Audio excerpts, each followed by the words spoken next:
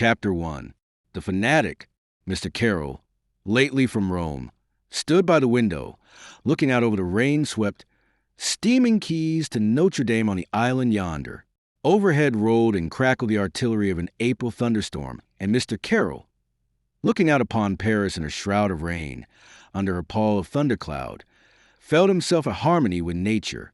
Over his heart, too, the gloom of storm was lowering.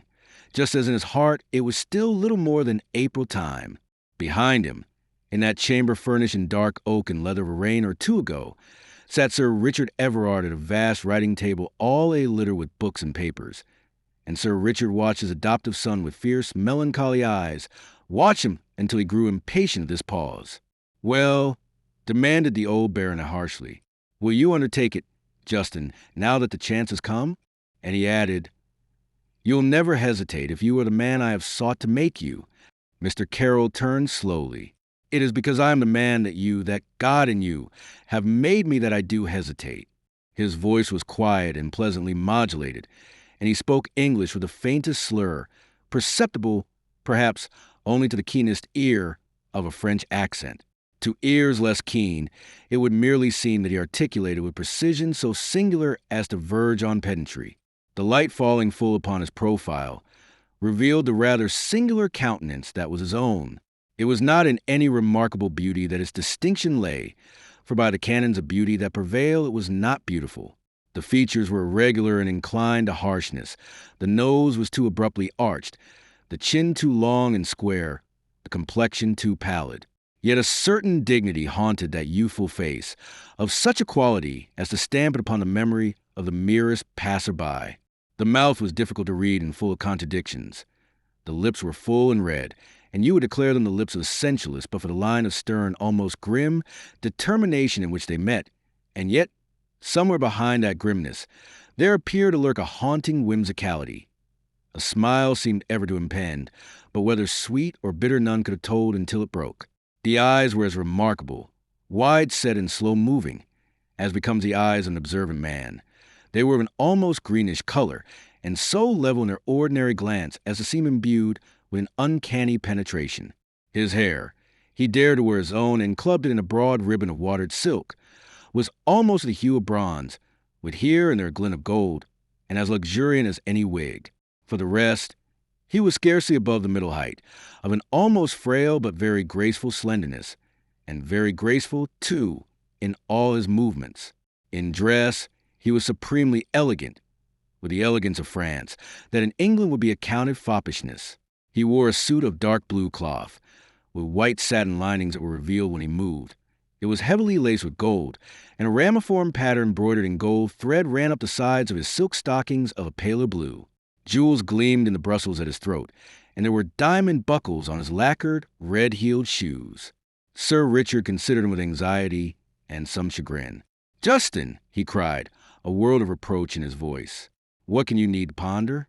"Whatever it may be," said Mr. Carroll, "it will be better that I ponder it now than after I have pledged myself." "But what is it?" "What?" demanded the baronet.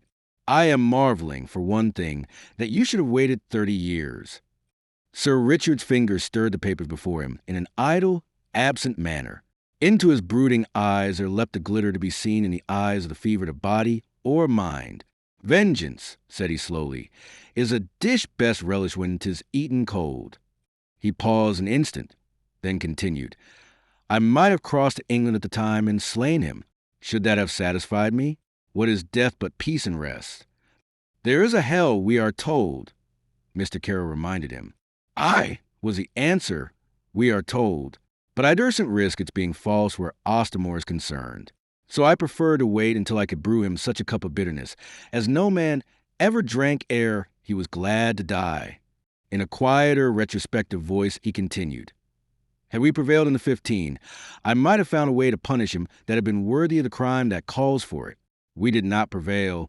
Moreover, I was taken and transported. What think you, Justin? Gave me courage to endure the rigors of the plantations, cunning and energy to escape after 5 such years of it as had assuredly killed a stronger man less strong of purpose. What but the task that was awaiting me? It imported that I should live and be free to call a reckoning in full with my Lord Ostamore before I go to my own account. Opportunity has gone lame upon this journey, but has arrived at last. Unless he paused, his voice sank from the high note of exaltation to which it had soared. It became charged with dread, as did the fierce eyes with which he raked his companion's face.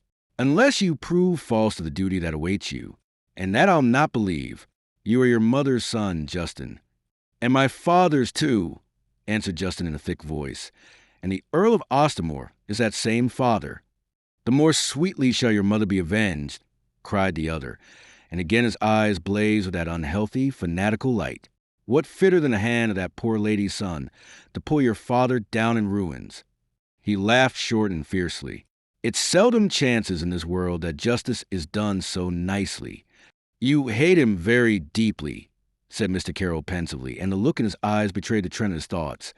They were pity, but pity at the futility of such strong emotions. As deeply as I loved your mother, Justin. The sharp, rugged features of that seared old face seemed of a sudden transfigured and softened. The wild eyes lost some of their glitter in a look of wistfulness, as he pondered a moment the one sweet memory in a wasted life, a life wrecked over 30 years ago, wrecked wantonly by that same Ostermore of whom they spoke, who had been his friend. A groan broke from his lips. He took his head in his hands, and, elbows on the table, he sat very still a moment, reviewing as in a flash the events of 30 and more years ago, when he and Viscount Rotherby, as Ostermore was then, had been young men at the St. Germain's court of James II. It was on an excursion into Normandy that they had met Mademoiselle de Maligny, the daughter of an impoverished gentleman of the chétive noblesse of that province. Both had loved her. She had preferred, as women will, the outward handsomeness of Viscount Rotherby to the sounder heart and brain that were Dick Everard's.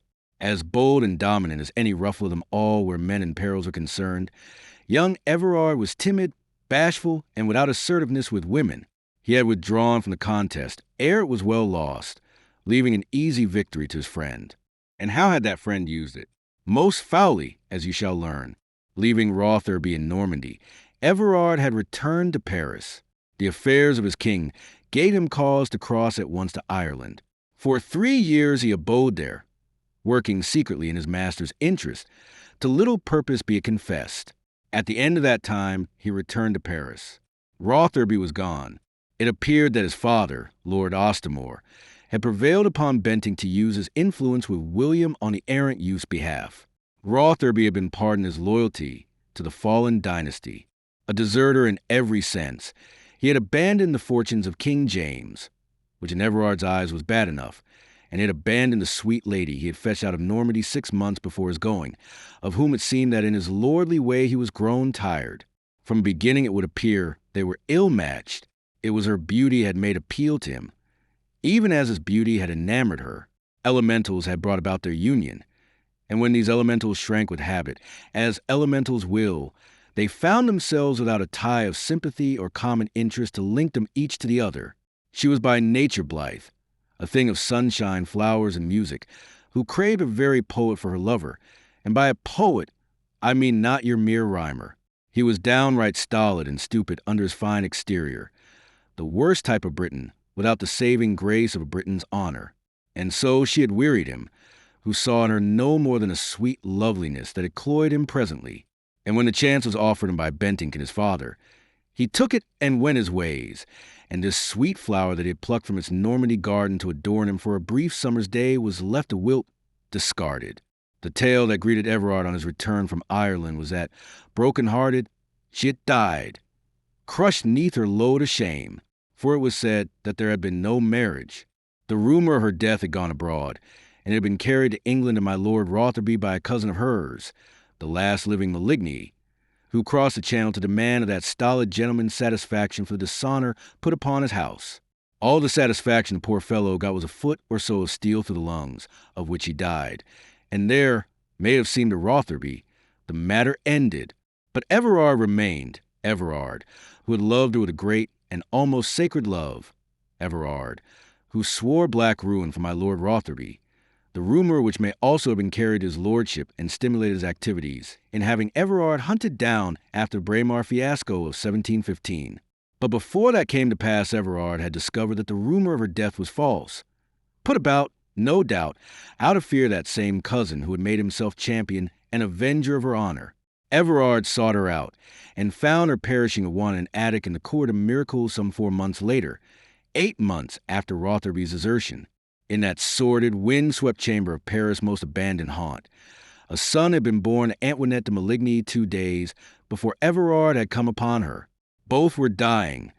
Both had assuredly died within the week, but that he came so timely to her aid. And that aid he rendered like the noble-hearted gentleman he was.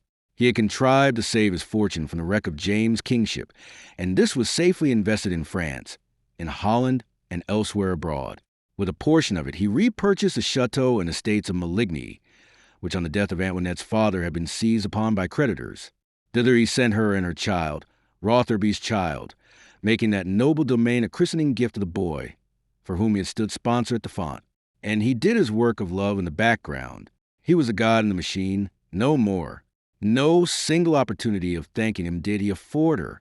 He effaced himself that she might not see the sorrow she occasioned him, lest it should increase her own. For 2 years she dwelt at Maligny in such peace as the broken-hearted may know, the little of life that was left her irradiated by Everard's noble friendship. He wrote to her from time to time, now from Italy, now from Holland, but he never came to visit her. A delicacy, which may or may not have been false, restrained him, and she, respecting what instinctively she knew to be his feelings, never bade him come to her. In their letters they never spoke of Rotherby. Not once did his name pass between them. It was as if he had never lived or never crossed their lives. Meanwhile she weakened and faded day by day, despite all the care with which she was surrounded.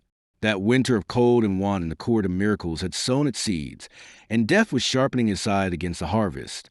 When the end was come, she sent urgently for Everard. He came at once in answer to her summons, but he came too late. She died the evening before he arrived, but she had left a letter, written days before, against the chance of his not reaching her before the end. That letter, in her fine French hand, was before him now. "I will not try to thank you, dearest friend," she wrote, "for the thing that you have done. What payment is there in poor thanks? Oh, Everard, Everard, had it but pleased God to have helped me to a wiser choice when it was mine to choose," she cried him from that letter. And poor Everard deemed that the thin ray of joy her words sent through his anguished soul was payment more than enough for the little that he had done. "God's will be done," she continued. "It is his will. He knows why it is best so, though we discern it not. But there is the boy, there is Justin. I bequeath him to you who already have done so much for him. Love him a little for my sake. Cherish and rear him as your own, and make of him such a gentleman as are you. His father does not so much as know of his existence. That, too, is best so, for I would not have him claim my boy. Never let him learn that Justin exists, unless it be to punish him by the knowledge for his cruel desertion of me." Choking, the writing blurred by tears that he accounted no disgrace to his young manhood, Everard had sworn in that hour that Justin should be as a son to him. He would do her will, and he set upon it a more definite meaning than she intended. Rotherby should remain in ignorance of his son's existence until such season as should make the knowledge of very anguish to him. He would rear Justin in bitter hatred of the foul villain who had been his father, and with the boy's help, when the time should be ripe, he would lay my Lord Rotherby in ruins. Thus should my lord soon come to find him out. This Everard had sworn, and this he had done. He had told Justin the story almost as soon as Justin was of an age to understand it. He had repeated it at very frequent intervals, and as the lad grew, Everard watched in him, fostering it by every means in his power, the growth of his execration for the author of his days, and of his reverence for the sweet, departed saint that had been his mother. For the rest, he had lavished Justin nobly for his mother's sake. The repurchased estates of Maligny, with their handsome rent roll, remained Justin's own, administered by Sir Richard during the lad's minority, and vastly enriched by the care of that administration. He had sent the lad to Oxford, and afterwards, the more thoroughly to complete his education, on a 2 years' tour of Europe, and on his return, a grown and cultured man, he had attached him to the court in Rome with Pretender, whose agent he was himself in Paris. He had done his duty by the boy as he understood his duty, always with that grim purpose of revenge for his horizon, and the result had been a stranger compound than even Everard knew, for all that he knew the lad exceedingly well. for he had scarcely reckoned sufficiently upon Justin's mixed nationality and the circumstance that in soul and mind he was entirely his mother's child, with nothing or an imperceptible little of his father. As his mother's nature had been, so was Justin's joyous. But Everard's training of him had suppressed all inborn vivacity. The mirth and diablerie that were his birthright had been overlaid with British phlegm, until in their stead, and through the blend, a certain sardonic humor had developed, an ironical attitude toward all things whether sacred or profane. This had been helped on by culture and, in a still greater measure, by the odd training in worldliness which he had from Everard. His illusions were shattered ere he had cut his wisdom teeth, thanks to the tutelage of Sir Richard, who, in giving him the ugly story of his own existence, taught him the misanthropical lesson that all men are knaves, all women fools. He developed, as a consequence, that sardonic outlook upon the world. He sought to take vos non vobis for his motto, affected to a spectator in the theater of life, with the obvious result that he became the greatest actor of them all. So we find him even now, his main emotion pity for Sir Richard, who sat silent for some moments, reviewing that 30-year dead past, until the tears scalded his old eyes. The baronet made a queer noise in his throat, something between a snarl and a sob, and he flung himself suddenly back in his chair. Justin sat down, a becoming gravity in his countenance. "Tell me all," he begged his adoptive father. "Tell me how matters stand precisely, how you propose to act." "With all my heart," the baronet assented. "Lord Ostermore, having turned his coat once for profit, is ready now to turn it again for the same end. From the information that reaches me from England, it would appear that in the rage of speculation that has been toured in London, his lordship has suffered heavily. How heavily, I am not prepared to say, but heavily enough, I dare swear, to have caused his offer to return to his king. For he looks, no doubt, to sell his services at a price that will help him mend the wreckage of his fortunes. A week ago, a gentleman who goes between His Majesty's court at Rome and his friends here in Paris brought me word from His Majesty that Ostermore had signified to him his willingness to rejoin the Stuart cause. Together with that information, this messenger brought me letters from His Majesty to several of his friends, which I was to send to England by a safe hand at the first opportunity. Now, amongst these letters, delivered to me unsealed, is one to my Lord Ostermore, making him certain advantageous proposals which he is sure to accept if his circumstances be as crippled as I am given to understand. Atterbury and his friends, it seems, have already tampered with my lord's loyalty to Dutch George to some purpose, and there is little doubt but that this letter, and he tapped the document before him, will do what else is to be done. But, since these letters were left with me, come you with His Majesty's fresh injunctions that I am to suppress them and cross to England at once myself, to prevail upon Atterbury and his associates to abandon the undertaking. Mr. Carroll nodded. "Because, as I have told you," said he, "King James in Rome has received positive information that in London the plot is already suspected, little though Atterbury may dream it. But what has this to do with my Lord Ostermore?" "This," said Everard slowly, leaning across toward Justin and laying a hand upon his sleeve. "I am to counsel the bishop to stay his hand against a more favorable opportunity. There is no reason why you should not do the very opposite with Ostermore." Mr. Carroll knit his brows, his eyes intent upon the other's face, but he said no word. "It is," urged Everard, "an opportunity such as there may never be another. We destroy Ostermore. By a turn of the hand, we bring him to the gallows." He chuckled over the word, with a joy almost diabolical. "But how? How do we destroy him?" quoth Justin, who suspected yet dared not encourage his suspicions. "How? Do you ask how? Is not plain," snapped Sir Richard, and what he avoided putting into words, his eloquent glance made clear to his companion. Mr. Carroll rose of thought quickly, a faint flush stirring in his cheeks, and he threw off Everard's grasp with a gesture that was almost repugnance. "You mean that I am to enmesh him?" Sir Richard smiled grimly. "As His Majesty's accredited agent," he explained, "I will equip you with papers. Word shall go ahead of you to Ostermore by a safe hand to bid him look for the coming of a messenger bearing his own family name. No more than that. Nothing that can betray us, yet enough to whet his lordship's appetite. You shall be the ambassador to bear him the tempting offers from the king. You will obtain his answers, accepting, Those you will deliver to me, and I shall do the trifle that may still be needed to set the rope about his neck." A little while there was silence. Outside, the rain, driven by gusts, smote the window as with a scourge. The thunder was grumbling in the distance now. Mr. Carroll resumed his chair. He sat very thoughtful, but with no emotion showing his face. British stolidity was in the ascendant with him then. He felt that he had the need of it. "It is ugly," he said at last slowly. "It is God's own will," was the hot answer, and Sir Richard smote the table. "Has God taken you into his confidence?" wondered Mr. Carroll. "I know that God is justice. Yet is it not written that vengeance is his own?" "Aye, but he needs human instruments to execute it. Such instruments are we. Can you hesitate?" Mr. Carroll clenched his hand hard. "Do it," he answered through set teeth. "Do it. I shall approve it when 'tis done. But find other hands for the work. Sir Richard, he is my father." Sir Richard remained cool. "That is the argument I employ for insisting upon the task being yours," he replied. Then, in a blaze of passion, he, who had schooled his adoptive son so ably in self-control, marshaled once more his arguments. "It is your duty to your mother to forget that he is your father. Think of him only as the man who wronged your mother, the man to whom her ruined life, her early death are due, her murderer and worse. Consider that. Your father, you say." He mocked almost.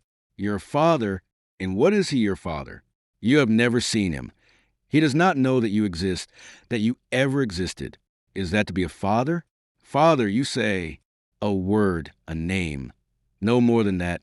A name that gives rise to a sentiment. And a sentiment is to stand between you and your clear duty. A sentiment is to set protecting shield over a man who killed your mother.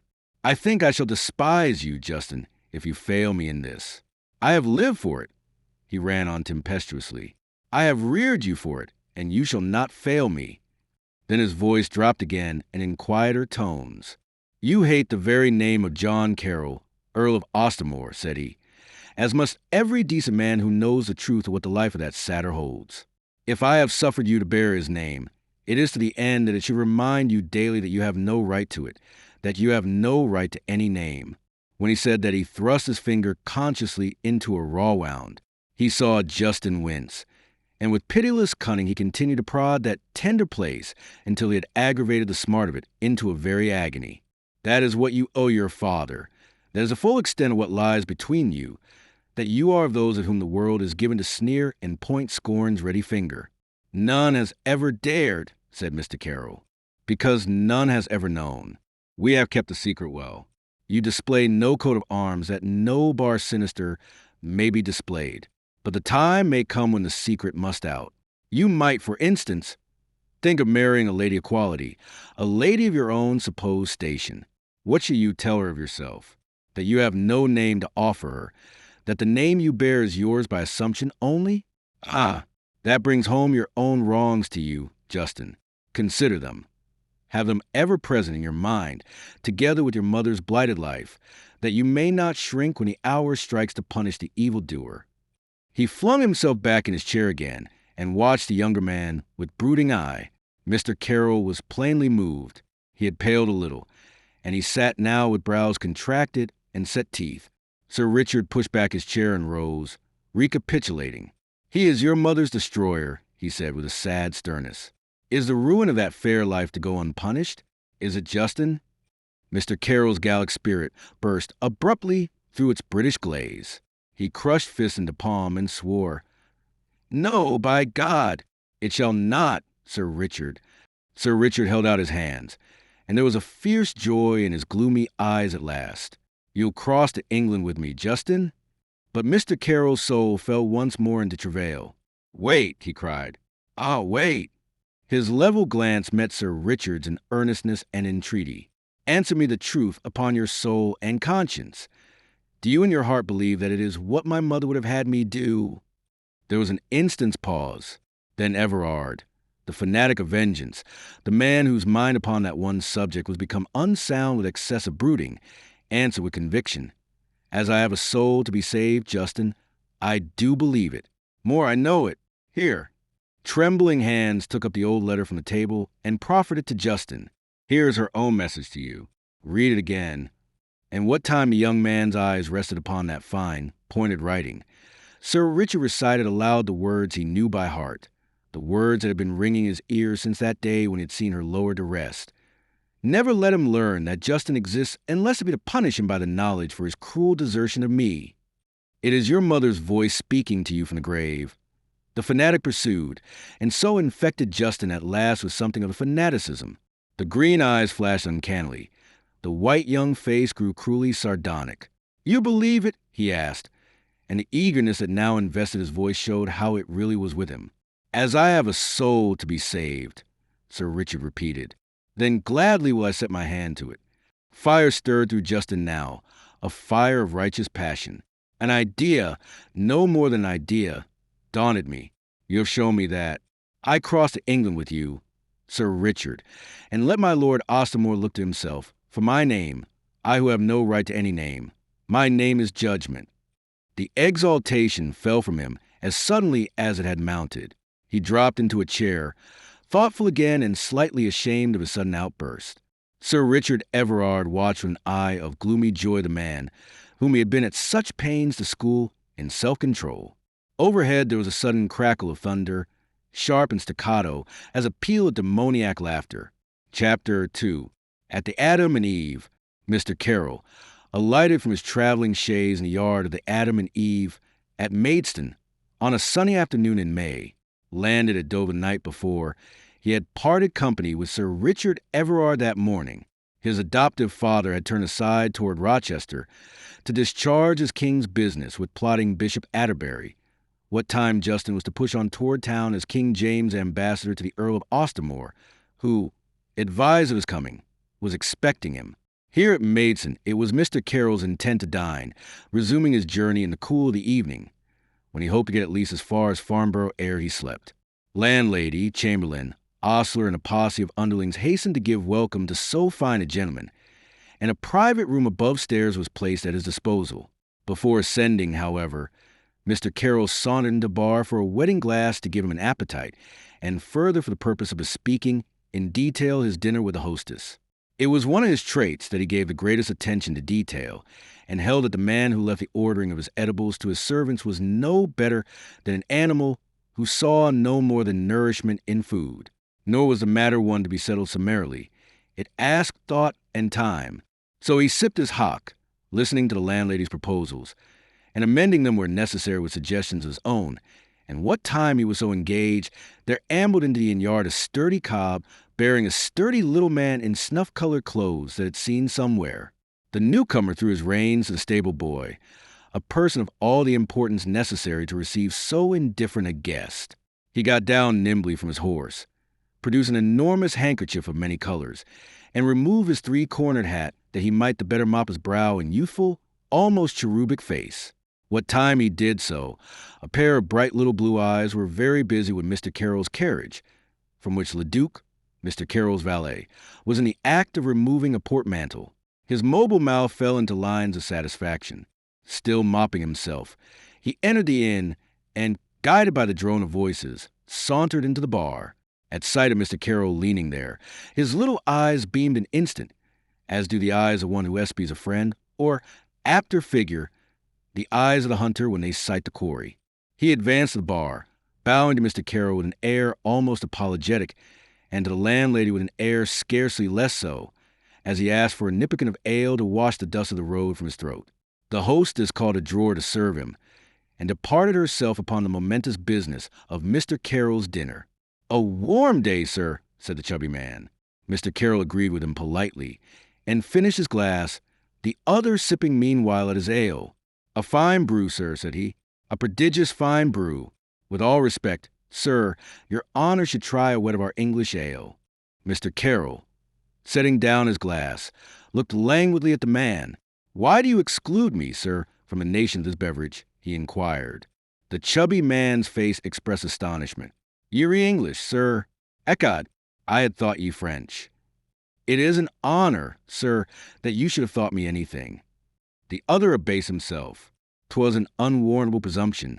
Codso, which I hope your honor will pardon." Then he smiled again, his little eyes twinkling humorously. "And ye would try the ale. I dare swear your honor would forgive me. I know ale, ecod. I am a brewer myself. Green is my name, sir, Tom Green, your very obedient servant, sir." And he drank as if pledging that same service he professed. Mr. Carroll observed him calmly, and a thought indifferently. "Ye determined to honor me," said he.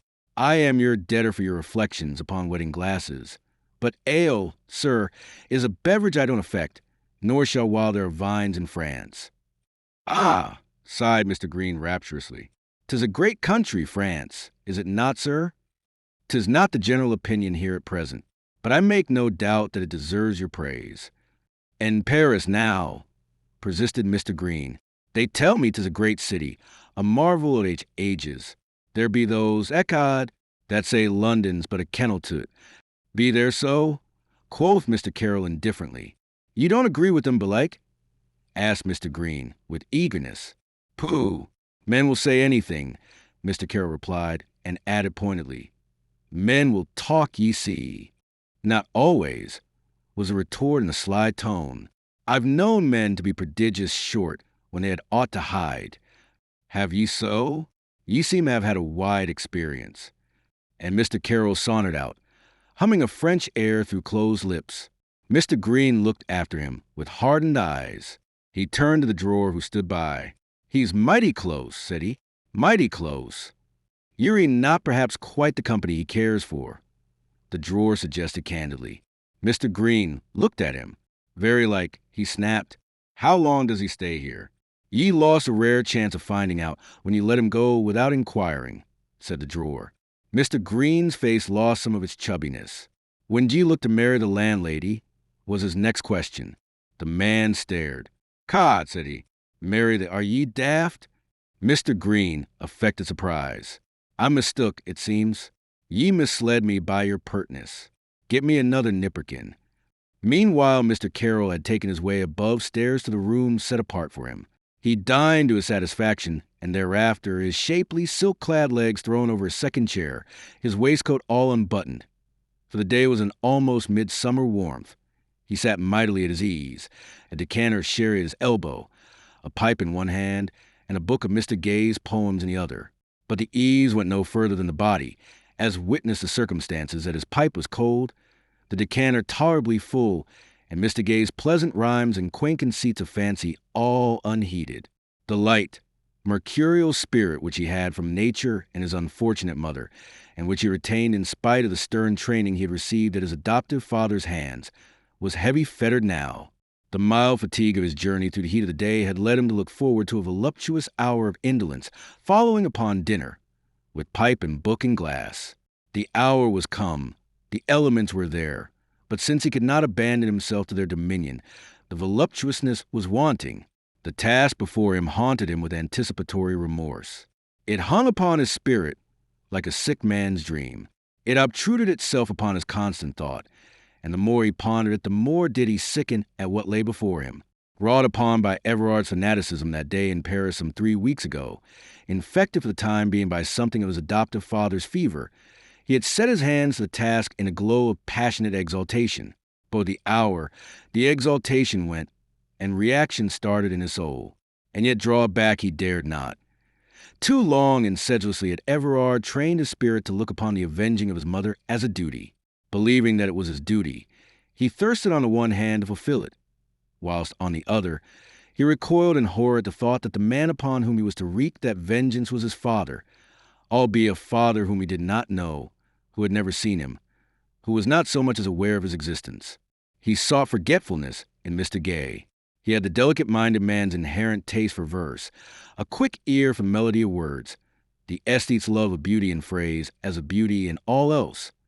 And culture had quickened his perceptions, developed his capacity for appreciation. For the 10th time he called Leduc to light his pipe, and that done, he set his eye to the page once more. But it was like harnessing a bullock to a cart. Unmindful of the way it went and over what it traveled, his eye ambled heavily along the lines, and when he came to turn the page, he realized with a start that he had no impression of what he had read upon it. In sheer disgust, he tossed the book aside, and kicking away the second chair, rose lithely. He crossed the window and stood there gazing out at nothing, nor conscious of the incense that came to him from garden, from orchard, and from meadow. It needed a clatter of hoofs and a cloud of dust approaching from the north to draw his mind from its obsessing thoughts. He watched the yellow body of the coach as it came furiously onward, its 4 horses stretched to the gallop, postilion lusty of lungs and whip, and the great trail of dust left behind it spreading to right and left over flowering hedgerows to lose itself above the gold-flecked meadowland. On it came, to draw up there, at the very entrance to Maidstone, at the sign of the Adam and Eve. Mr. Carroll, leaning on the sill of his window, looked down with interest to see what manner of travelers were these that went at so red-hot a pace. From the rumble, a lackey swung himself to the rough cobbles of the yard.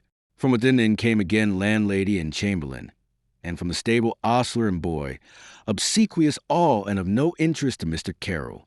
Then the door of the coach was opened, the steps were let down, and there emerged, his hand upon the shoulder of the servant, a very fair man in black, with a parson's bands and neckcloth, a coal-black full-bottomed wig, and under this a white face, rather drawn and haggard, and thin lips perpetually agrin to flaunt 2 rows of yellow teeth disproportionately large.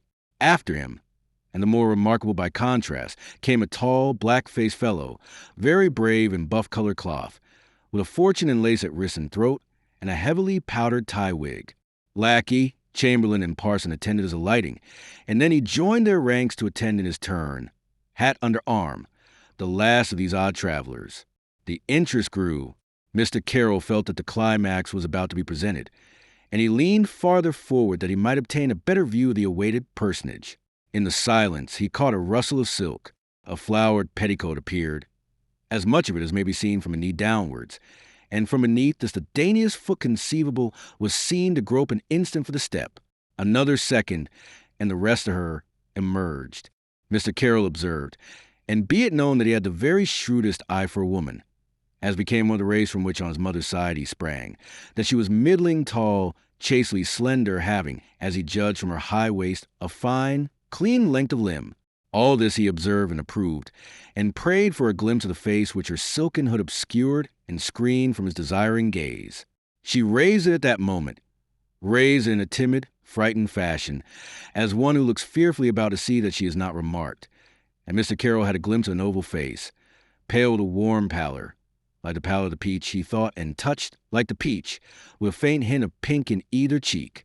A pair of eyes, large, brown, and gentle as a saint's, met his, and Mr. Carroll realized that she was beautiful and that it might be good to look into those eyes at closer quarters. Seeing him, a faint exclamation escaped her, and she turned away in sudden haste to enter the inn. The fine gentleman looked up and scowled. The parson looked up and trembled. The ostler and his boy looked up and grinned. Then all swept forward and were screened by the porch from the wondering eyes of Mr. Carroll. He turned from the window with a sigh and stepped back to the table for the tinder box, that for the 11th time he might relight his pipe. He sat down, blew a cloud of smoke to the ceiling, and considered. His nature triumphed now over his recent preoccupation. The matter of the moment, which concerned him not at all, engrossed him beyond any other matter of his life. He was intrigued to know in what relation one to the other stood the 3 so oddly assorted travelers he had seen arrive. He bethought him that, after all, the odd assortment arose from the presence of the parson, and he wondered what the plague should any Christian, and seemingly a gentleman at that, be doing traveling with a parson. Then there was the wild speed at which they had come. The matter absorbed and vexed him. I fear he was inquisitive by nature. There came a moment when he went so far as to consider making his way below to pursue his investigations in situ. It would have been at great cost to his dignity, and this he was destined to be spared. A knock fell upon his door, and the landlady came in. She was genial, buxom, and apple-faced, as becomes a landlady. "There is a gentleman below," she was beginning, when Mr. Carroll interrupted her. "I would rather that you told me of the lady," said. "La, sir," she cried, displaying ivory teeth, her eyes cast upwards, hands upraised in gentle, mirthful protest. "La, sir, but I come from the lady, too." He looked at her. "A good ambassador," said he, "should begin with the best news, not added as an afterthought. But proceed, I beg. You give me hope, mistress. They send their compliments, and would be prodigiously obliged if you was to give yourself the trouble of stepping below." Of stepping below? He inquired, head on one side, solemn eyes upon the hostess. Would it be impertinent to inquire what they may want with me? I think they want you for a witness, sir. For a witness? Am I to testify to the lady's perfection of face and shape, to the heaven that sits in her eyes, to the miracle she calls her ankle? Are these and other things besides of the same kind what I am required to witness? If so, they could not have sent for one more qualified. I am an expert, ma'am. Oh, sir, nay, she laughed. 'Tis a marriage they need you for. Mr. Carroll opened his queer eyes a little wider. Soho, said he. The parson has explained. Then he felt thoughtful. His tone lost its note of flippancy. This gentleman who sends his compliments, does he send his name? He does not, sir, but I overheard it. Confide in me, Mr. Carroll invited her. He is a great gentleman. She prepared him.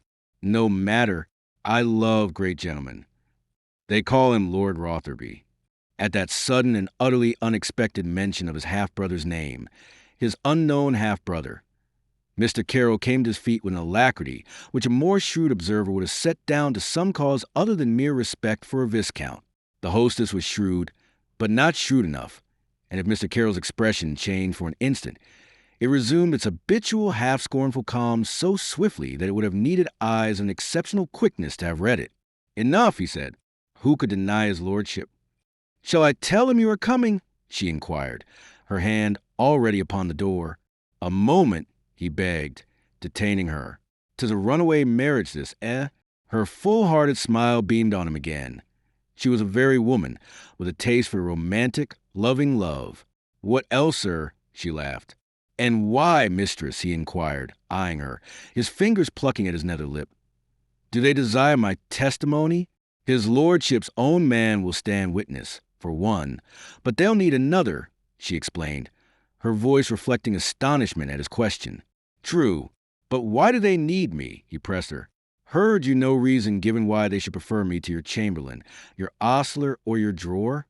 She knit her brows and shrugged impatient shoulders. Here was a deal of pother about a trifling affair. His lordship saw you as he entered, sir, and inquired of me who you might be. His lordship flatters me by this interest. My looks please him, let us hope. And you answered him, what? That your honor is a gentleman newly crossed from France. You are well informed, mistress, said Mr. Carroll, a thought tartly, for if his speech was tainted with a French accent, it was in so slight a degree as surely to be imperceptible to the vulgar. Your clothes, sir, the landlady explained, and he bethought him, then, that the greater elegance and refinement of his French apparel must indeed proclaim his origin to one who had so many occasions of seeing travelers from Gaul. That might even account for Mr. Green's attempts to talk to him of France. His mind returned to the matter of the bridal pair below. You told him that, said he, and what said his lordship then? He turned to the parson. The very man for you, S. Jenkins, says he. And the parson, this Jenkins, what answer did he make? Excellently thought, he says, grinning. And you yourself, mistress, what inference did you draw? Inference, sir? Inference, ma'am. Did you not gather that this was not only a runaway match, but a clandestine one? My lord can depend upon the discretion of his servant, no doubt. For other witness, he would prefer some passer-by, some stranger who will go his ways tomorrow, and not be like to be heard of again. Lard, sir, cried the landlady, her eyes wide with astonishment. Mr. Carroll smiled enigmatically. 'Tis so, I assure ye, ma'am. My Lord Rotherby is of a family singularly cautious in the unions it contracts. In entering matrimony, he prefers, no doubt, to leave a back door open for quiet retreat should he repent him later. Your honor has his lordship's acquaintance, then? Quoth the landlady. It is a misfortune from which heaven has hitherto preserved me, but which the devil, it seems, now thrusts upon me. It will, nevertheless, interest me to see him at close quarters. Come, ma'am. As they were going out, Mr. Carroll checked suddenly. Why, what's o'clock? Said he. She stared. So abruptly came the question. Past 4, sir, she answered. He uttered a short laugh. Decidedly, said he, his lordship must be viewed at closer quarters. And he led the way downstairs. In the passage, he waited for her to come up with him. You had best announce me by name, he suggested. It is Carroll. She nodded, and, going forward, threw open a door, inviting him to enter. "Mr. Carroll," she announced, obedient to his injunction, and as he went in she closed the door behind him. From a group of 3 that had been sitting about the polished walnut table, the tall gentleman in buff and silver rose swiftly and advanced to the newcomer. What time Mr. Carroll made a rapid observation of his brother, whom he was meeting under circumstances so odd and by a chance so peculiar. He beheld a man of 25, or perhaps a little more, tall and well-made, if already inclining to heaviness, with a swarthy face, full-lipped, big nose, black-eyed, an obstinate chin, and a deplorable brow. At sight, by instinct, he disliked his brother. He wondered vaguely was Lord Rotherby in appearance at all like their common father, but beyond that he gave little thought to the tie that bound them. Indeed, he has placed upon record that, saving in such moments of high stress as followed in their later connection, he never could remember that they were the sons of the same parent. I thought, was Rotherby's greeting, a note almost of irritation in his voice, that the woman said you were from France. It was an odd welcome, but its oddness at the moment went unheeded. His swift scrutiny of his brother over, Mr. Carroll's glance passed on to become riveted upon the face of the lady at the table's head. In addition to the beauties which from above he had descried, he now perceived that her mouth was sensitive and kindly, her whole expression one of gentle wistfulness, exceeding sweet to contemplate. What did she in this galley, he wondered, and he has confessed that just as at sight he had disliked his brother, so from that hour, from the very instant of his eyes alighting on her there, he loved the lady whom his brother was wed, felt a surpassing need of her, conceived that in the meeting of their eyes their very souls had met, so that it was to him as if he had known her since he had known anything. Meanwhile, there was his lordship's question to be answered. He answered mechanically, his eyes upon the lady, and she returning the gaze of those queer, greenish eyes with a sweetness that gave place to no confusion. "I am from France, sir." "But not French," his lordship continued. Mr. Carroll fetched his eyes from the ladies to meet Lord Rotherby's. "More than half French," he replied, the French taint in his accent growing slightly more pronounced. "It was but an accident that my father was an Englishman." Rotherby laughed softly, a thought contemptuously.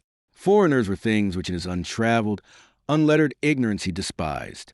The difference between a Frenchman and a South Sea Islander was a thing never quite appreciated by his lordship. Some subtle difference he had no doubt existed, but for him it was enough to know that both were foreigners.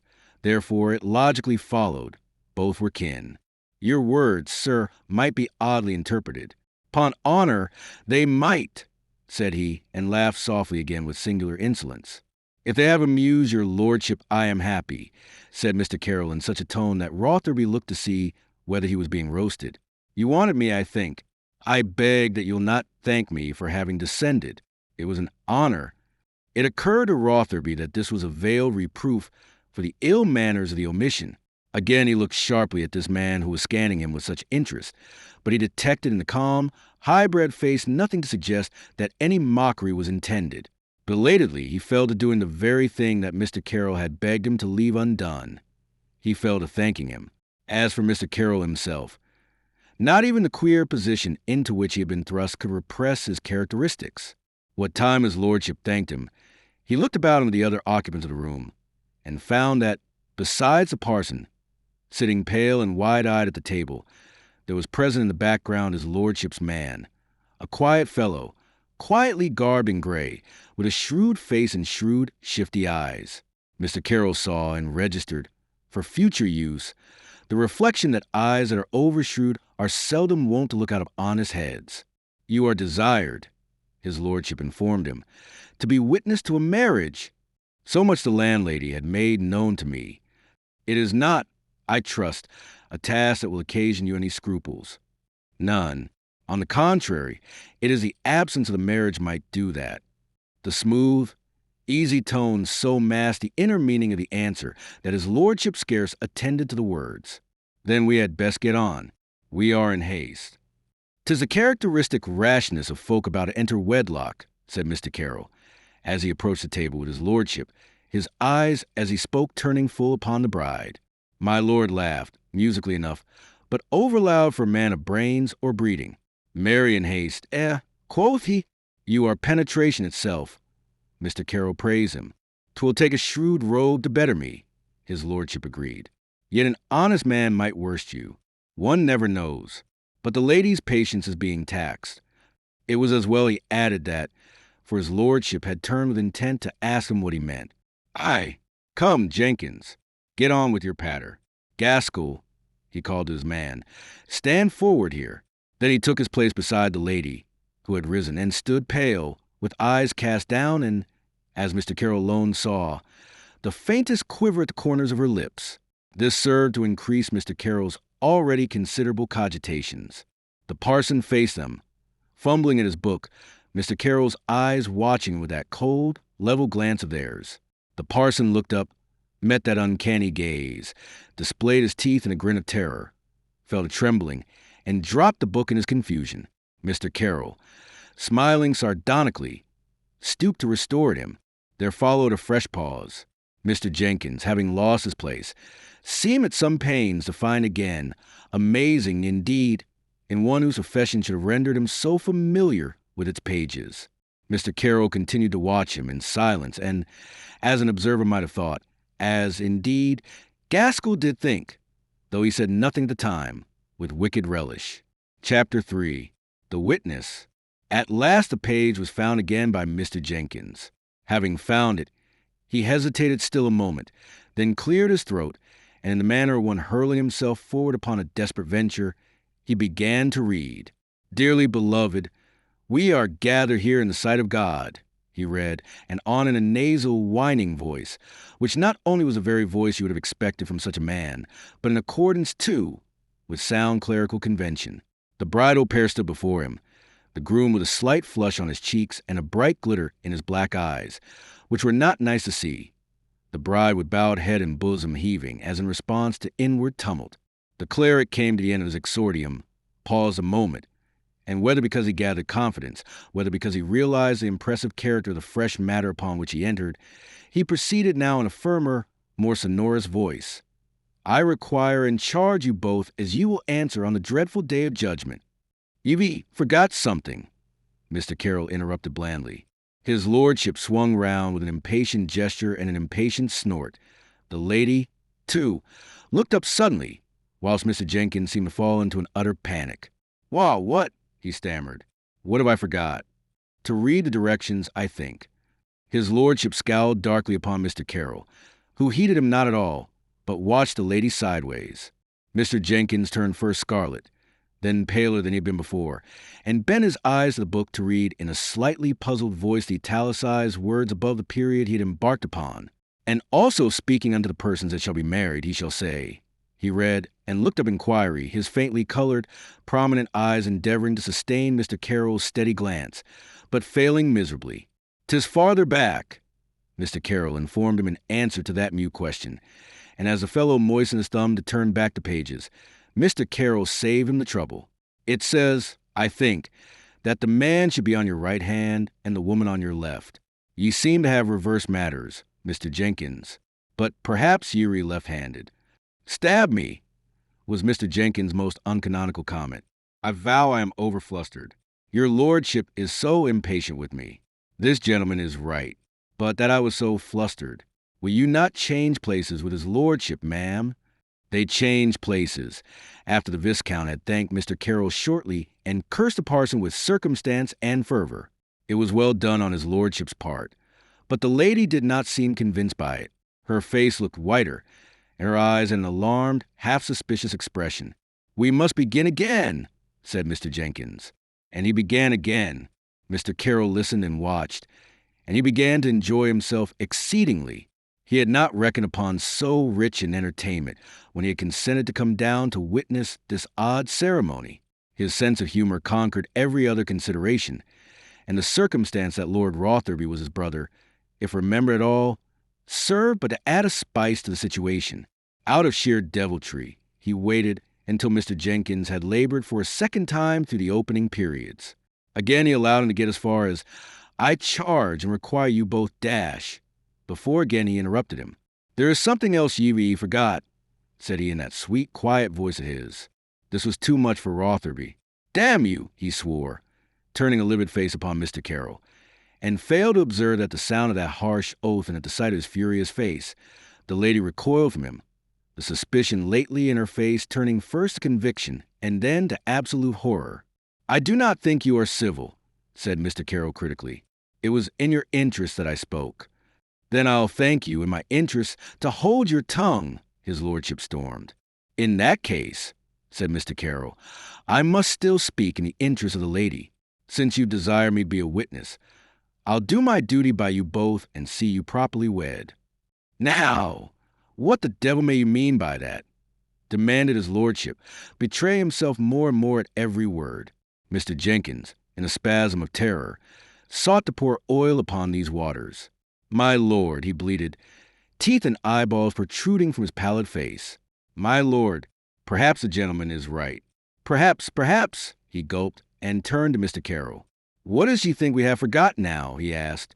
"The time of day," Mr. Carroll replied, and watched the puzzled look that came into both their faces. "Do ye deal in riddles with us?" quoth his lordship. "What have we to do with the time of day?" "Best ask the parson," suggested Mr. Carroll. Rotherby swung round again to Jenkins. Jenkins spread his hands in mute bewilderment and distress. Mr. Carroll laughed silently. "I'll not be married. I'll not be married." It was the lady who spoke, and those odd words were the first that Mr. Carroll heard from her lips. They made an excellent impression upon him, bearing witness to her good sense and judgment, although belatedly aroused, and informing him, although the pitch was strained just now, that the rich contralto of her voice was full of music. He was a judge of voices, as of much else besides. "Hoity-toity," quoth his lordship, between petulance and simulated amusement. "What's all the pother? Hortensia, dear." "I'll not be married," she repeated firmly, her wide brown eyes meeting his in absolute defiance, head thrown back, face pale but fearless. "I don't believe," ventured Mr. Carroll, "that you could be if you desired it. Leastways not here and now and by this." And he jerked a contemptuous thumb sideways at Mr. Jenkins, toward whom he had turned his shoulder. "Perhaps you have realized it for yourself." A shudder ran through her. Color flooded into her face and out again, leaving it paler than before. Yet she maintained a brave front that moved Mr. Carroll profoundly to an even greater admiration of her. Rotherby, his great jaw set, his hands clenched and eyes blazing, stood irresolute between her and Mr. Carroll. Jenkins, in sheer terror, now sank limply to a chair, whilst Gaskell looked on, a perfect servant, as immovable outwardly and unconcerned as if he had been a piece of furniture. Then his lordship turned again to Carroll. "You take a deal upon yourself, sir," said he menacingly. "A deal of what?" wondered Mr. Carroll blandly. The question nonplussed Rotherby. He swore ferociously. "By God," he fumed, "I'll have you make good your insinuations. You shall disabuse this lady's mind. You shall, damn you, or I'll compel you." Mr. Carroll smiled very engagingly. The matter was speeding excellently. A comedy the like of which he did not remember to have played a part in since his student days at Oxford 10 years and more ago. "I had thought," said he, "that the woman who summoned me to be a witness of our wedding," there was a whole volume of criticism in his utterance of the word, "was the landlady of the Adam and Eve. I begin to think that she was this lady's good angel. Fate, clothed for once, matronly and benign." Then he dropped the easy, bantering manner with a suddenness that was startling. Gallic fire blazed up through British training. "Let us speak plainly, my Lord Rotherby. This marriage is no marriage. It is a mockery and a villainy. And that scoundrel, worthy servant of his master, is no parson. No, not so much as a hedge parson is he. Madam," he proceeded, turning now to the frightened lady, "you have been grossly abused by these villains." "Sir," blazed Rotherby at last, breaking in upon his denunciation, hand clapped the sword. "Do ye dare use such words to me?" Mr. Jenkins got to his feet in a slow, foolish fashion. He put out a hand to stay his lordship. The lady in the background looked on with wide eyes, very breathless, one hand to her bosom as if to control its heave. Mr. Carroll proceeded, undismayed, to make good his accusation. He had dropped back into his slightly listless air of thinly veiled persiflage, and he appeared to address the lady, to explain the situation to her, rather than to justify the charge he had made. A blind man could have perceived, from the rustling of his prayer book when he fumbled at it, that the contents were strange to him. And observe the volume, he continued, picking it up and flaunting it aloft. Fire new, not a thumb mark anywhere. Purchased expressly for this foul venture. Is there aught else so clean and fresh about the scurvy thief? You shall moderate your tone, sir, began his lordship in a snarl. He sets you each on the wrong side of him, continued Mr. Carroll, all imperturbable, lacking even the sense to read the directions which the book contains, and he has no thought for the circumstance that the time of day is uncanonical, is more needed, madam. So much was not needed, said she, though I am your debtor, sir. Her voice was marvelously steady, ice cold with scorn, a royal anger increasing the glory of her eyes. Rotherby's hand fell away from his sword. He realized that bluster was not the most convenient weapon here. He addressed Mr. Carroll very haughtily. You are from France, sir, and something may be excused you, but not quite all. You have used expressions that are not to be offered to a person of my quality. I fear you scarcely apprehend it.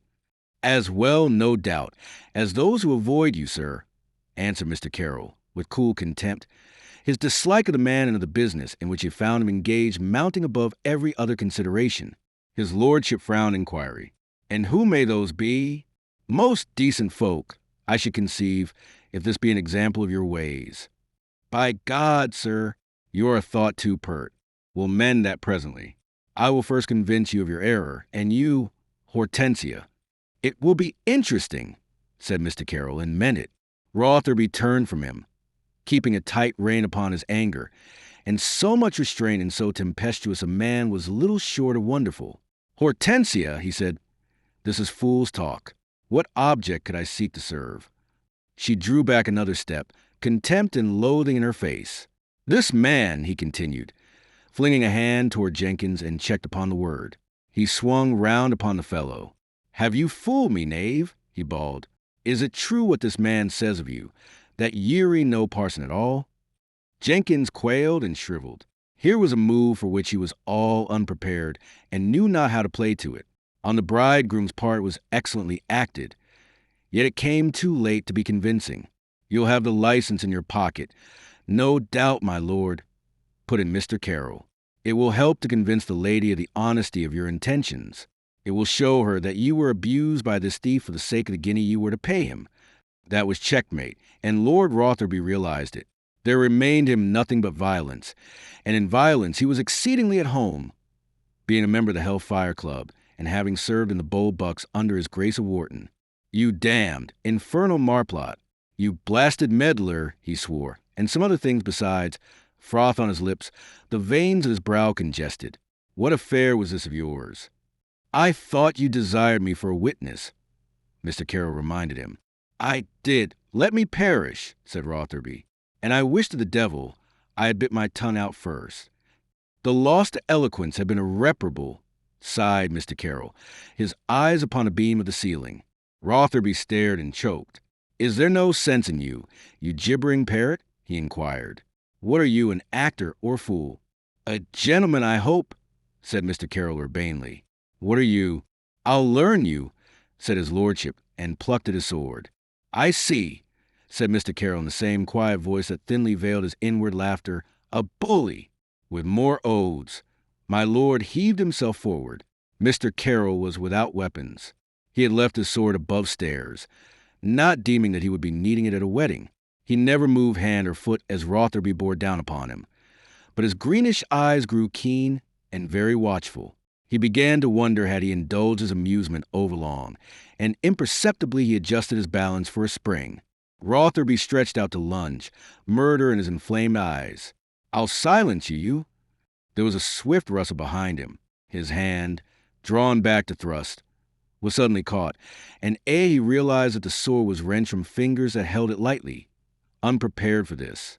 You dog, said the lady's voice, strident now with anger and disdain. She had his sword. He faced about with a horrible oath. Mr. Carroll conceived that he was becoming a thought disgusting.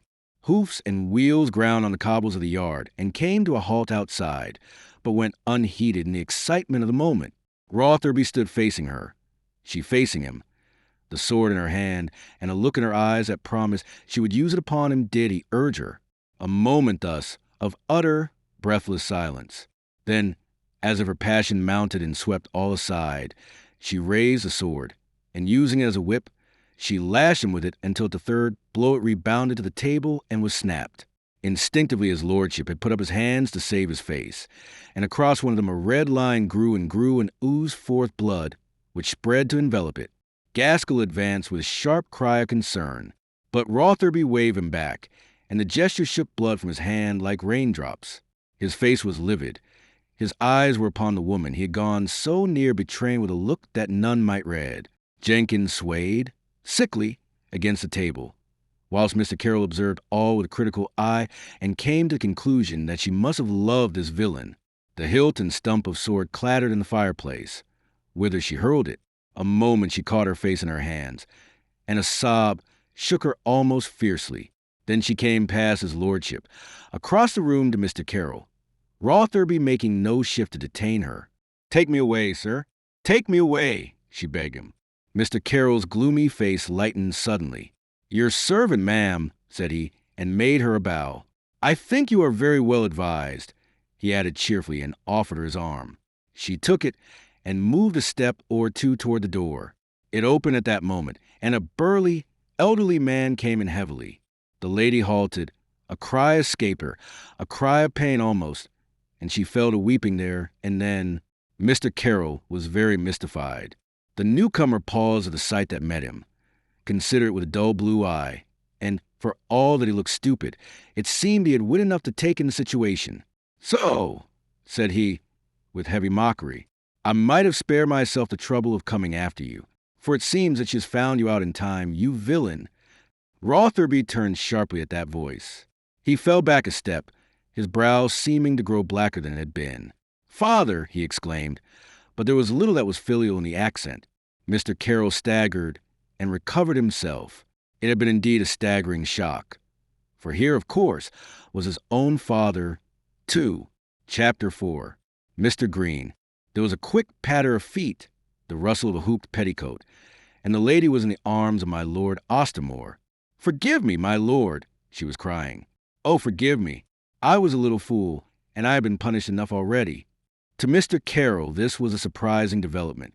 The Earl, whose arms seemed to have opened readily enough to receive her, was patting her soothingly upon the shoulder. "Pish! What's this? What's this?" he grumbled. Yet his voice, Mr. Carroll noticed, was if anything kindly, but it must be confessed that it was a dull, gruff voice, seldom indicating any shade of emotion, unless, as sometimes happened, it was raised in anger. He was frowning now upon his son over the girl's head, his bushy, grizzled brows contracted. Mr. Carroll observed, and with what interest you should well imagine, that Lord Ostermore was still, in a general way, a handsome man, of a good height, but slightly excessive bulk. He had a face that still retained a fair shape, short-necked, florid, and plethoric. He had the air of a man who seldom makes a long illness at the end. His eyes were very blue, and the lids were puffed and heavy, whilst the mouth, Mr. Carroll remarked in a critical, detached spirit, was stupid rather than sensuous. He made his survey swiftly, and the result left him wondering. Meanwhile, the Earl was addressing his son, whose hand was being bandaged by Gaskell. There was little variety in his invective. "You villain," he bawled at him. "You damned villain." Then he patted the girl's head. "You found the scoundrel out before you married him," said he. "I am glad on't, glad on't." "'Tis such a reversing of the usual order of things that it calls for wonder," said Mr. Carroll. "Eh," quoth his lordship. "Who the devil are you?" "One of his friends." "Your lordship overwhelms me," said Mr. Carroll gravely, making a bow. He observed the bewilderment in Ostermore's eyes, and began to realize at that early stage of their acquaintance that to speak ironically to the Earl of Ostermore was not to speak at all. It was Hortensia, a very tearful Hortensia, now who explained. "This gentleman saved me, my lord," she said. "Saved you?" quoth he dully. "How did he come to save you?"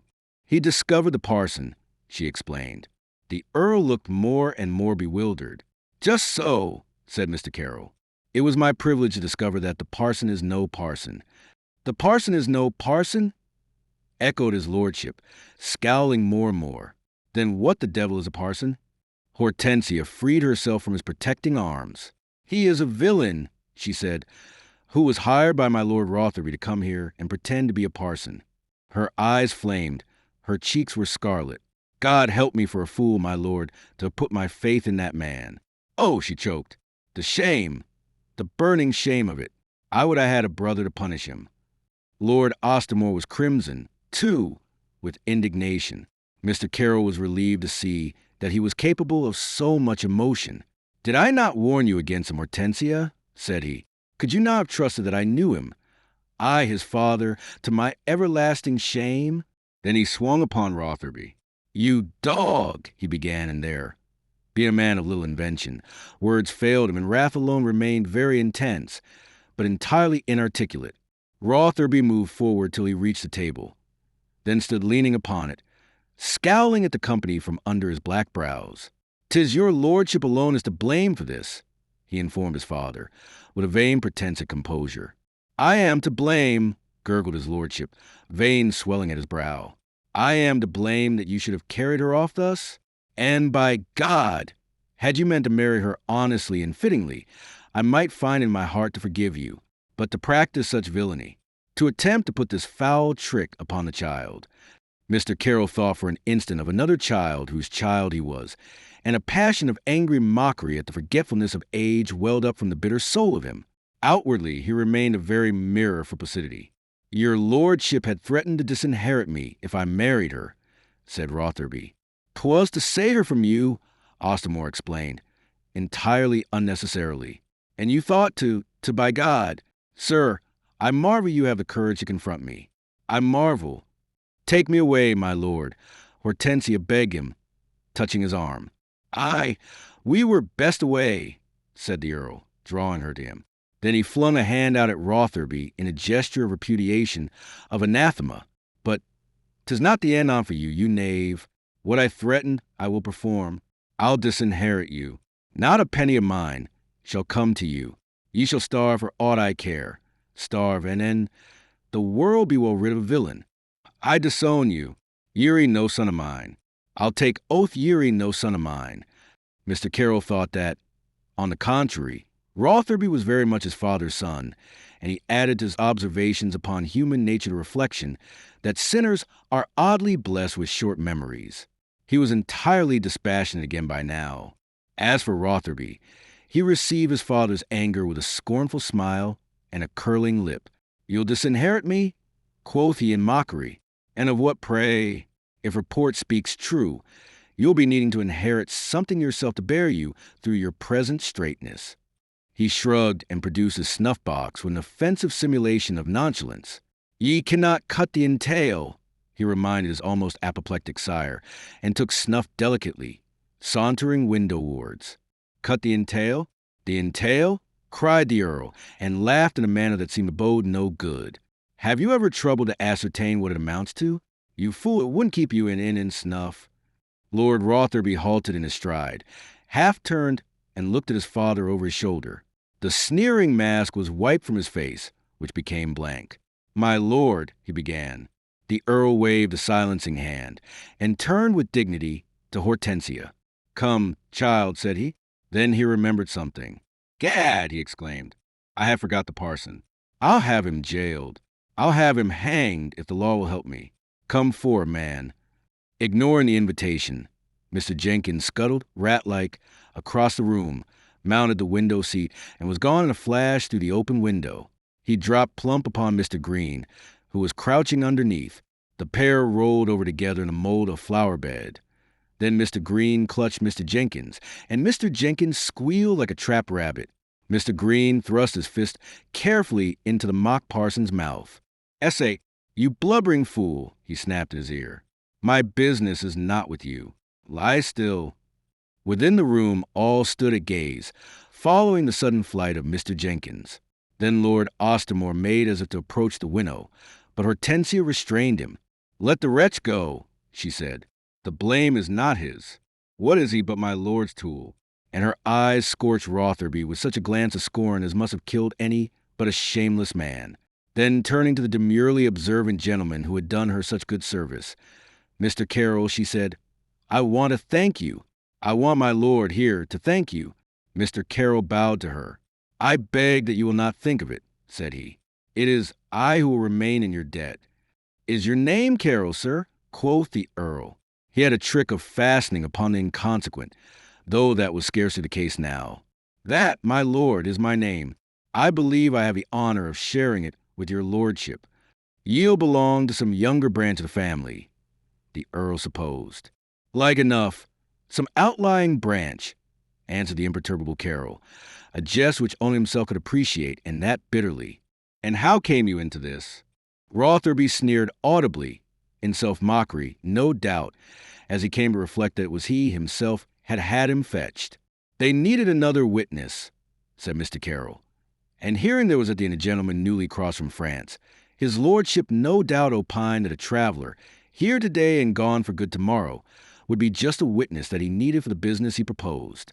That circumstance aroused my suspicions, and—" But the Earl, as usual, seemed to have fastened upon the minor point, although again it was not so. "You are newly crossed from France?" said he. "Aye, and your name is the same as mine. 'Twas what I was advised." Mr. Carroll flashed a sidelong glance at Rotherby, who had turned to stare at his father, and in his heart he cursed the stupidity of my Lord Ostermore. If this proposed to be a member of a conspiracy, heaven help that same conspiracy. "Were you, by any chance, going to seek me in town, Mr. Carroll?" Mr. Carroll suppressed a desire to laugh. Here was a way to deal with state secrets. "Aye, my lord?" he inquired, with an assumed air of surprise.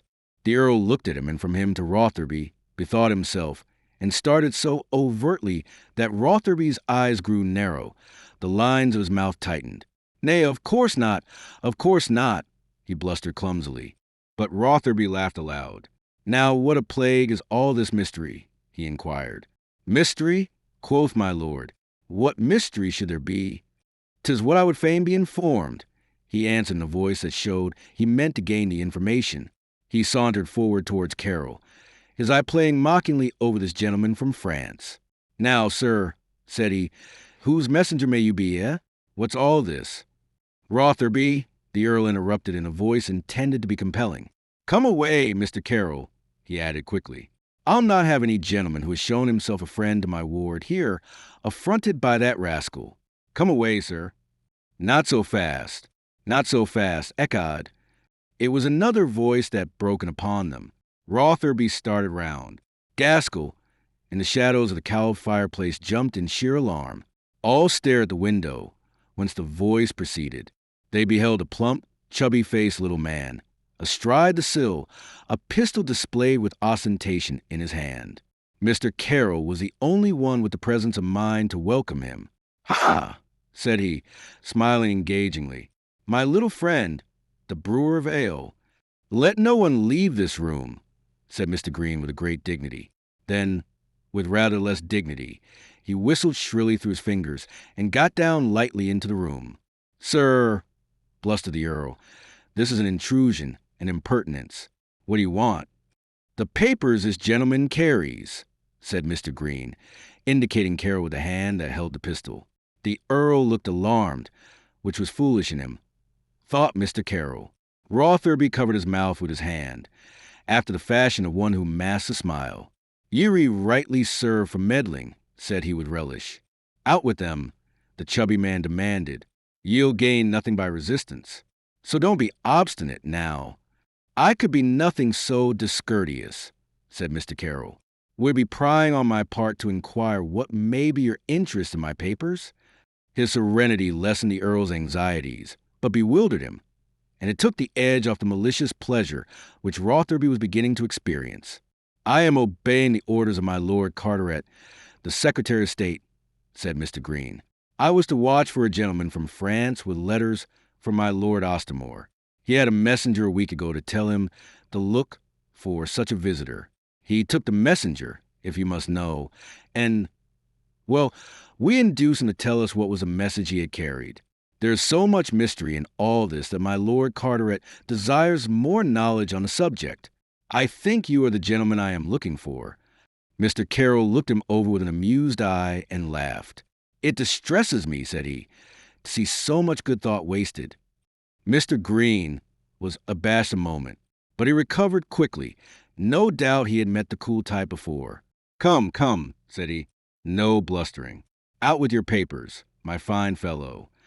The door opened, and a couple of men came in. Over their shoulders, ere the door closed again, Mr. Carroll had a glimpse of the landlady's rosy face, alarm in her glance. The newcomers were dirty rogues, tipstaves, recognizable at a glance. One of them wore a ragged bob wig, the cast-off, no doubt, of some gentleman's gentleman, fished out of the sixpenny tub in Rosemary Lane. It was ill-fitting, and wisps of the fellow's own unkempt hair hung out in places. The other wore no wig at all. His yellow thatch fell in streaks from under his shabby hat, which he had the ill manners to retain until Lord Ostermore knocked it from his head with a blow of his cane. Both were fiery bottle-nosed, and neither appeared to have shaved for a week or so. Now, quoth Mr. Green, will you hand them over your own accord, or must I have you searched? And a wave of the hand towards the advancing myrmidons indicated the searchers. You go too far, sir, blustered the Earl. Aye, surely, put in Mr. Carroll. You are mad to think a gentleman is to submit to being searched by any knave that comes to him with a cock and bull tale about the Secretary of State. Mr. Green leered again and produced a paper. There, said he, is my Lord Carteret warrant, signed and sealed. Mr. Carroll glanced over it with a disdainful eye. It is in blank, said he. Just so, agreed Mr. Green. Carte blanche, as you say over the water. If you insist, he offered obligingly, I'll fill in your name before we proceed. Mr. Carroll shrugged his shoulders. It might be well, said he, if you are to search me at all. Mr. Green advanced to the table. The writing implements provided for the wedding were still there. He took up a pen, scrawled a name across the blank, dusted it with sand, and presented it again to Mr. Carroll. The latter nodded. I'll not trouble you to search me, said he. I would as soon not have these noblemen of yours for my valets. He thrust his hands into the pockets of his fine coat and brought forth several papers. These he proffered to Mr. Green, who took them between satisfaction and amazement. Ostermore stared, too stricken for words at this meek surrender. And well was it for Mr. Carroll that he was so stricken, for had he spoken he had assuredly betrayed himself. Hortensia, Mr. Carroll observed, watched his cowardly yielding with an eye of stern contempt. Rotherby looked on with a dark face that betrayed nothing. Meanwhile, Mr. Green was running through the papers, and as fast as he ran through them, he permitted himself certain comments that passed for humor with his followers. There could be no doubt that in his own social stratum Mr. Green must have been accounted something of a wag. Ha! What's this? A bill for snuff. My Lord Carteret will snuff you, sir. He'll tobacco you, ecod. He'll smoke you first and snuff you afterwards. He flung the bill aside. Phew, he whistled. Verses. To Theocritus upon sailing for Albion. That's mighty choice. Gee, write verses, sir? Heyday, 'tis an occupation to which I have succumbed in moments of weakness. I crave your indulgence, Mr. Green.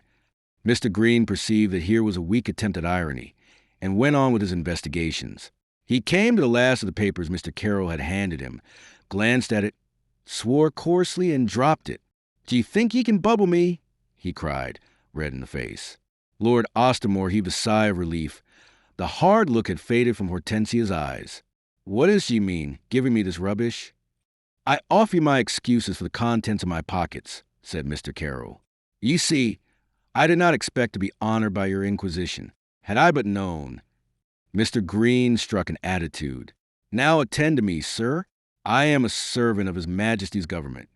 His Majesty's government cannot be sufficiently congratulated, said Mr. Carroll, the irrepressible. Mr. Green banged the table. Are you rallying me, ecod? You have upset the ink, Mr. Carroll pointed out to him. Damn the ink, swore the spy. And damn you for a Tom O'Bedlam. I ask you again, what d'ye mean, giving me this rubbish? You asked me to turn out my pockets. I asked you for the letter ye have brought Lord Ostermore. I am sorry, said Mr. Carroll, and eyed the other sympathetically. I am sorry to disappoint you. But, then, you assumed too much when you assumed that I had such a letter. I have obliged you to the fullest extent in my power. I do not think you show a becoming gratitude. Mr. Green eyed him blankly a moment, then exploded. Ecod, sir, you are cool. It is a condition we do not appear to share. Do ye say ye brought his lordship no letter from France? Thundered the spy. What else ha ye come to England for? To study manners, sir, said Mr. Carroll, bowing. That was the last drop in the cup of Mr. Green's endurance. He waved his men towards a gentleman from France. Find it, he bade them shortly. Mr. Carroll drew himself up with a great dignity and waved the bailiffs back, his white face set, an unpleasant glimmer in his eyes. A moment, he cried. You have no authority to go to such extremes.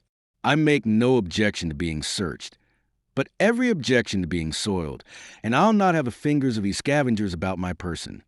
And you are right, egad, cried Lord Ostermore, advancing. Harkee, you dirty spy. This is no way to deal with gentlemen. Be off, now, and take your carrion crows with you, or I'll have my grooms in with their whips to you. To me?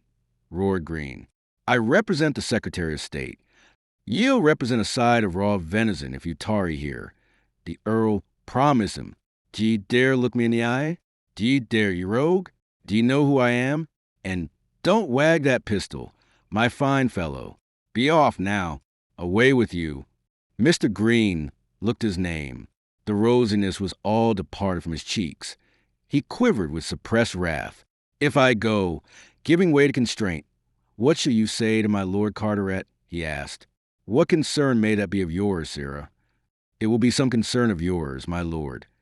Mr. Carroll interposed. The knave is right, said he. It were to implicate your lordship. It were to give color to his silly suspicions. Let him make his search. But be so good as to summon my valet. He shall hand you my garments, that you may do your will upon them.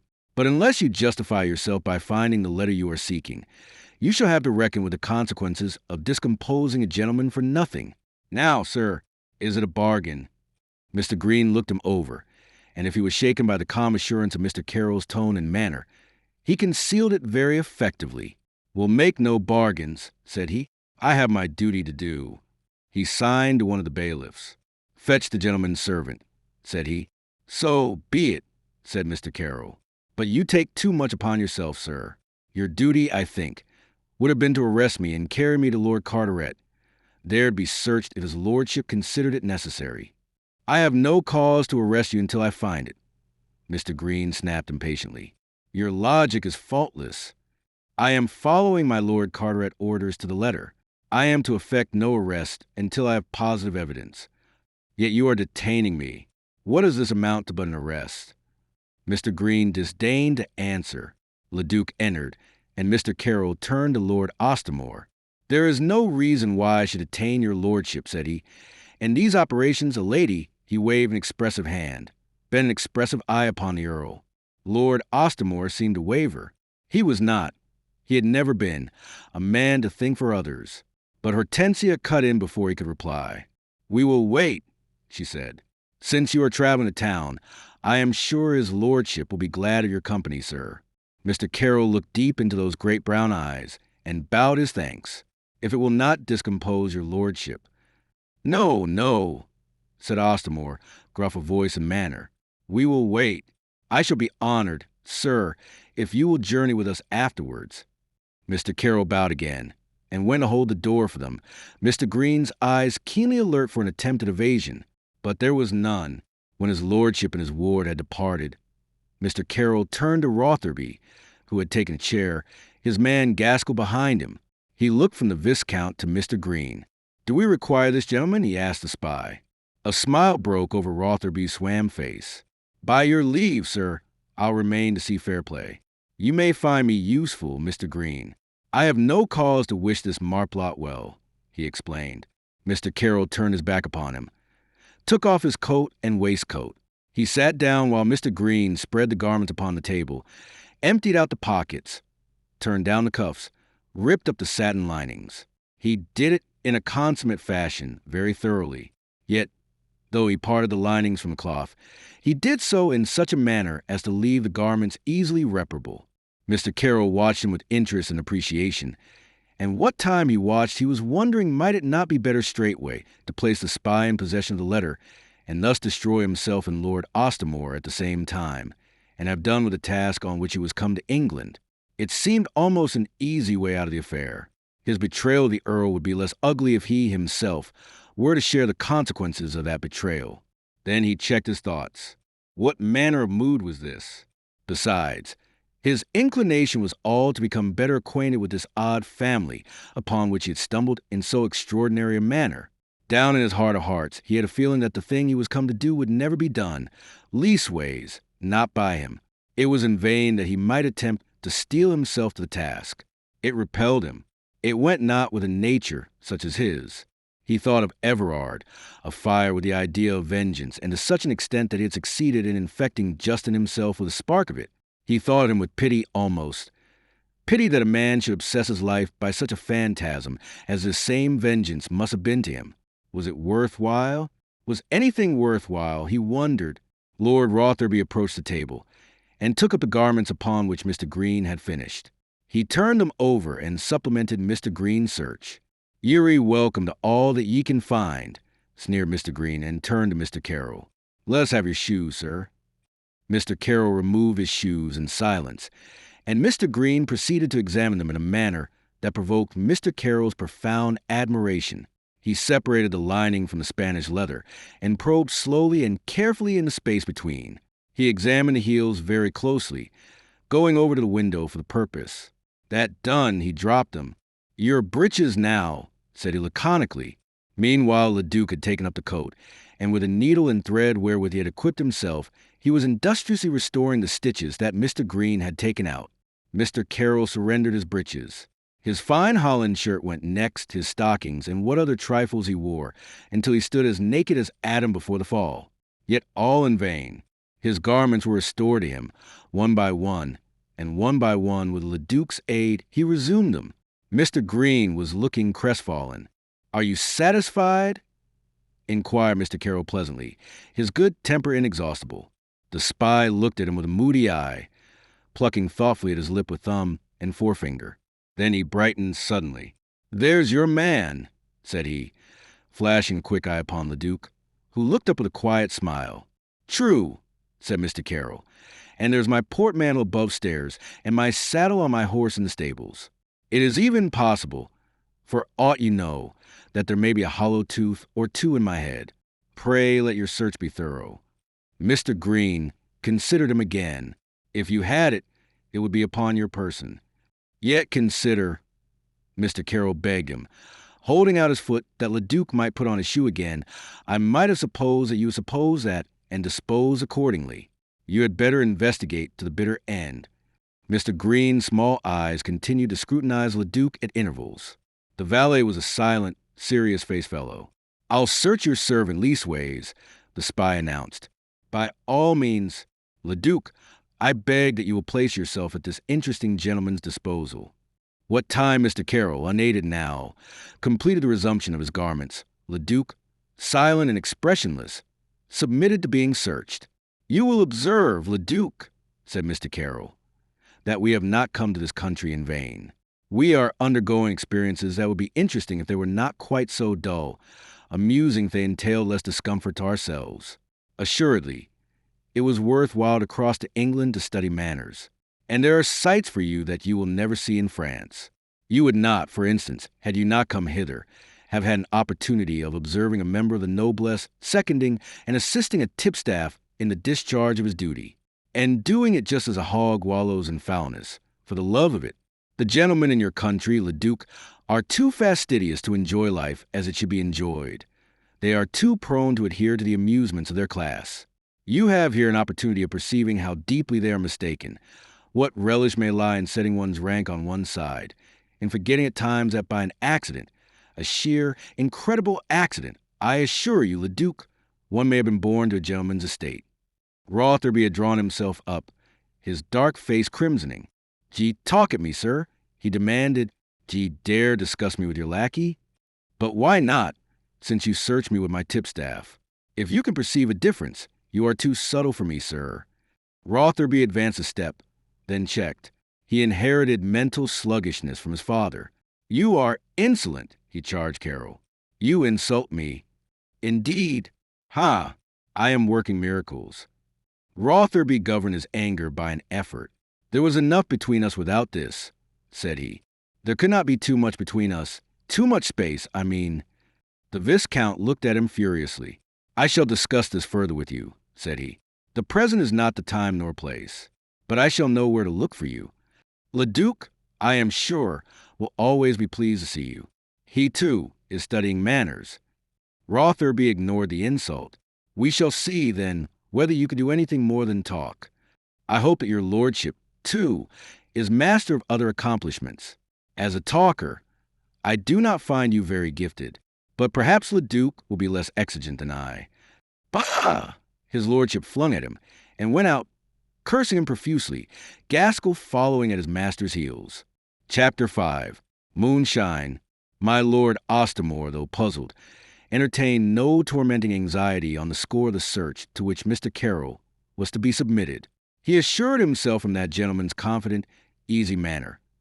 Being a man who always drew from things the inference that was obvious, that either he carried no such letter as my lord expected, or else he had so disposed of it as to baffle search. So, for the moment, he dismissed the subject from his mind. With Hortensia, he entered the parlor across the stone-flagged passage, to which the landlady ushered them, and turned wholeheartedly to the matter of his ward's elopement with his son. Hortensia, said he, when they were alone, you have been foolish, very foolish. He had a trick of repeating himself, conceiving, no doubt, that the commonplace achieves distinction by repetition. Hortensia sat in an armchair by the window, and sighed, looking out over the downs. Do I not know it? She cried, and the eyes which were averted from his lordship were charged with tears, tears of hot anger, shame, and mortification. God help all women, she added bitterly, after a moment, as many another woman under similar and worse circumstances has cried before and since. A more feeling man might have conceived that this was a moment in which to leave her to herself and her own thoughts, and in that it is possible that a more feeling man had been mistaken. Ostermore, stolid and unimaginative, but not altogether without sympathy for his ward, of whom he was reasonably fond, as fond, no doubt, as it was a capacity to be for any other than himself, approached her and set a plump hand upon the back of her chair. What was it drove you to this? She turned upon him almost fiercely. My Lady Ostermore, she answered him. His lordship frowned, and his eyes shifted uneasily from her face. In his heart, he disliked his wife excessively, disliked her because she was the one person in the world who governed him, who rode roughshod over his feelings and desires, because perhaps she was the mother of his unfeeling, detestable son. She may not have been the only person living to despise Lord Ostermore, but she was certainly the only one with the courage to manifest her contempt, and that in no circumscribed terms. And yet, disliking her as he did, returning with interest or contempt of him, he veiled it, and was loyal to his termagant, never suffering himself to utter a complaint of her to others, never suffering others to censure her within his hearing. This loyalty may have had its roots in pride. Indeed, no other soil could be assigned to them, a pride that would allow no strangers to pry into the sore places of his being. He frowned now to hear Hortensia's angry mention of her ladyship's name, and if his blue eyes moved uneasily under his beetling brows, it was because the situation irked him. How should he stand as judge between Mistress Winthrop, towards whom, as we have seen, he had a kindness, and his wife, whom he hated, yet towards whom he would not be disloyal? He wished the subject dropped, since, did he ask the obvious question, in what my Lady Ostermore could have been the cause of Hortensia's flight, he would provoke, he knew, a storm of censure from his wife. Therefore he fell silent. Hortensia, however, felt that she had said too much not to say more. Her ladyship has never failed to make me feel my position, my poverty, she pursued. There is no slight her ladyship has not put upon me, until not even your servants use me with the respect that is due to my father's daughter. And my father, she added, with a reproachful glance, was your friend, my lord. He shifted uncomfortably on his feet, deploring now the question with which he had fired the train of feminine complaint. Pish, pish, he deprecated. 'Tis fancy, child, pure fancy. So her ladyship would say, did you tax her with it? Yet your lordship knows I am not fanciful in other things. Should I then be fanciful in this? But what has her ladyship ever done, child? He demanded, thinking thus to baffle her, since he was acquainted with the subtlety of her ladyship's methods. 1,000 things, replied Hortensia hotly, and yet not one upon which I may fasten. 'Tis thus she works, by words, half-words, looks, sneers, shrugs, and sometimes foul abuse entirely disproportionate to the little cause I may unwittingly have given. Her ladyship is a little hot, the Earl admitted, but a good heart. 'Tis an excellent heart, Hortensia. For hating I, my lord. Nay, plague on't, that's womanish in you. 'Pon honor it is, womanish. What else would you have a woman? Mannish and raffish, like my Lady Ostermore. I'll not listen to you, he said. Ye not just, Hortensia. Ye heated. Heated. I'll not listen to you. Besides, when all is said, what reasons be these for folly ye be committed? Reasons, she echoed scornfully.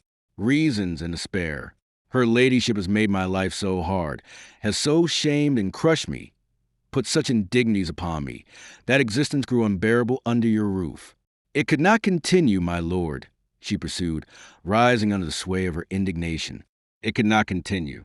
I am not of the stuff that goes to making martyrs. I am weak and, as your lordship has said, womanish. Indeed, you talk a deal, said his lordship peevishly, but she did not heed the sarcasm. Lord Rotherby, she continued, offered me the means to escape. He urged me to elope with him. His reason was that you would never consent to our marriage, but that if we took the matter into our hands, and were married first, we might depend upon your sanction afterwards, that you had too great a kindness for me to withhold your pardon. I was weak, my lord, womanish, she threw the word him again, and it happened, God help me for a fool, that I thought I loved Lord Rotherby. And so, she sat down again, weakly, miserably, averting her face that she might hide her tears. He was touched, and he even went so far as to show something of his sympathy. He approached her again and laid a benign hand lightly upon her shoulder. But in that case, oh, the damned villain! Why this mock parson? Does your lordship not perceive? Must I die of shame? Do you not see? See? No. He was thoughtful a second, then repeated, No. I understood, she informed him, a smile, a cruelly bitter smile, lifting and steadying the corner of her lately quivering lip, when he alluded to your lordship's straitened circumstances. He has no disinheritance to fear, because he has no inheritance to look for beyond the entail, of which you cannot disinherit him. My Lord Rotherby sets a high value upon himself. He may, I do not know, he may have been in love with me, though not as I know love, which is all sacrifice, all self-denial. But by his lights he may have cared for me. He must have done, by his lights. Had I been a lady of fortune, not a doubt, but he would have made me his wife. As it was, he must aim at more profitable marriage, and meanwhile, to gratify his love for me, base as it was, he would, oh God, I cannot say it. You understand, my lord. My lord swore strenuously. There is a punishment for such a crime as this. Aye, my lord, and a way to avoid punishment for a gentleman in your son's position. Even did I flaunt my shame in some vain endeavor to have justice, a thing he knew I never could have done. My lord swore again. He shall be punished, he declared emphatically. No doubt. God will see to that, she said, a world of faith in her quivering voice. My lord's eyes expressed his doubt of divine intervention. He preferred to speak for himself. I'll disown the dog. He shall not enter my house again. You shall not be reminded of what has happened here. Gad, you were shrewd to have smoked his motive so, he cried in a burst of admiration for her insight. Gad, child, shouldst have been a lawyer. A lawyer. If it had not been for Mr. Carroll, she began, but to what else she said he lent no ear, being suddenly brought back to his fears at the mention of that gentleman's name. Mr. Carroll, save us. What is keeping him? He cried. Can they? The door opened, and Mr. Carroll walked in, ushered by the hostess. Both turned to confront him, Hortensia's eyes swollen from her weeping. Well, quoth his lordship, did they find nothing?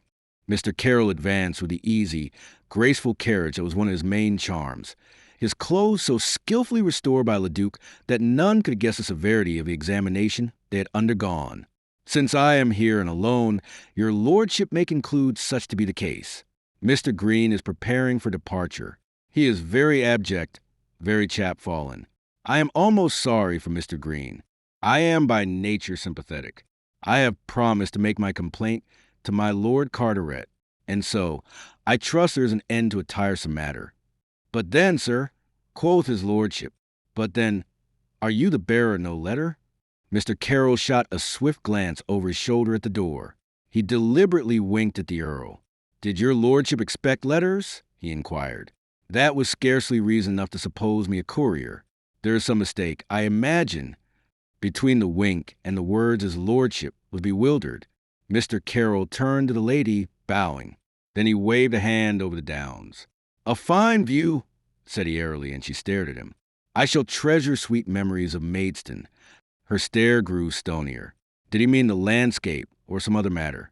His tone was difficult to read, a feature peculiar to his tone. Not so shall I, sir, she made answer. I shall never think of it other than with burning cheeks, unless it be with gratitude to your shrewdness which saved me. No more, I beg. It is a matter painful to you to dwell on. Let me exhort you to forget it. I have already done so. That is a sweet courtesy in you. I am compounded of sweet courtesy, he informed her modestly. His lordship spoke of departure, renewed his offer to carry Mr. Carroll to town in his chaise. Meanwhile, Mr. Carroll was behaving curiously. He was tiptoeing towards the door along the wall, where he was out of line with the keyhole. He reached it suddenly and abruptly pulled it open. There was a squeal, and Mr. Green rolled forward into the room. Mr. Carroll kicked him out again before he could rise, and called Leduc to throw him outside. And that was the last they saw of Mr. Green at Maidstone. They set out soon afterwards, Mr. Carroll traveling in his lordship's chaise, and Leduc following in his master's. It was an hour or so after candlelighting time when they reached Croydon, the country lying all white under a full moon that sailed in a clear, calm sky. His lordship swore that he would go no farther that night. The traveling fatigued him. Indeed, for the last few miles of the journey he had been dozing in his corner of the carriage, conversation having long since been abandoned as too great an effort on so bad a road, which shook and jolted him beyond endurance. His lordship's chaise was of an old-fashioned pattern, and the springs far from what might have been desired or expected in a nobleman's conveyance. They alighted at the Bells. His lordship bespoke supper, invited Mr. Carroll to join them, and, what time the meal was preparing, went into a noisy doze in the parlor's best chair. Mistress Winthrop sauntered out into the garden. The calm and fragrance of the night invited her, alone with her thoughts. She paced along a while, until her solitude was disturbed by the advent of Mr. Carroll. He, too, had need to think, and he had come out into the peace of the night to indulge his need. Seeing her, he made as if to withdraw again, but she perceived him and called him to her side. He went most readily, yet where he stood before her in an attitude of courteous deference. She was at a loss what she should say to him, or rather, what words she should employ. At last, with a half-laugh of nervousness, I am by nature very inquisitive, sir, she prefaced. I had already judged you to be an exceptional woman, Mr. Carroll commented softly. She mused an instant. Are you never serious? She asked him. Is it worthwhile? He counter-questioned, and, whether intent or accident, he let her see something of himself. Is it even amusing to be serious? Is there in life nothing but amusement? Oh, yes, but nothing so vital. I speak with knowledge. The gift of laughter has been my salvation. From what, sir? Ah, who shall say that? My history and my rearing have been such that I bowed before them. I have become the most gloomy, melancholy man that steps this gloomy, melancholy world. By now I might have found existence insupportable, and so, who knows? I might have set a term to it, but I had the wisdom to prefer laughter. Humanity is a delectable spectacle if we but have the gift to observe it in a dispassionate spirit. Such a gift have I cultivated. The squirming of a human worm is interesting to observe, and the practice of observing it has this advantage, that while we observe it we forget to squirm ourselves. The bitterness of your words belies their purport. He shrugged and smiled. But proves my contention. That I might explain myself, you made me for a moment serious, set me squirming in my turn. She moved a little, and he fell into step beside her, a little while there was silence. Presently, "You find me, no doubt, as amusing as any other of your human worms," said she. "God forbid," he answered soberly. She laughed. "You make an exception in my case, then. That is a subtle flattery. Have I not said that I had judged you to be an exceptional woman? Exceptionally foolish, not a doubt. Exceptionally beautiful, exceptionally admirable," he corrected. "A clumsy compliment, devoid of wit. When we grow truthful, it may be forgiven us if we fall short of wit. That were an argument in favor of avoiding truth. Were it necessary," said he, "for truth is seldom so intrusive as to need avoiding. But we are straying. There was a score upon which you were inquisitive, you said, from which I take it that you sought knowledge at my hands. Pray seek it. I am a well of knowledge. I desired to know, nay, but I have asked you already. I desired to know, did you deem me a very pitiful little fool?" They had reached the privet hedge and turned. They paused now before resuming their walk. He paused, also, before replying. Then, "I should judge you wise in most things," he answered slowly, critically. "But in the matter to which I owe the blessing of having served you, I do not think you wise. Do you love Lord Rotherby? What if so? After what you have learned, I should account you still less wise." "You are impertinent, sir," she reproved him. "Nay, most pertinent. Did you not ask me to sit in judgment upon this matter? And unless you confess to me, how am I to absolve you? I did not crave your absolution. You take too much upon yourself." So said Lord Rotherby. "You seem to have something in common when all is said." She bit her lip in chagrin. They paced in silence to the lawn's end and turned again. Then, "You treat me like a fool," she reproved him. "How is that possible, when already I think I love you?" She started from him and stared at him for a long moment. "You insult me," she cried angrily, conceiving that she understood his mind. "Do you think that because I may have committed a folly I have forfeited all claim to be respected? That I am a subject for insolent speeches?" "You are illogical," said Mr. Carroll, the imperturbable. "I have told you that I love you. Should I insult the woman I have said I love?" "You love me." She looked at him, her face very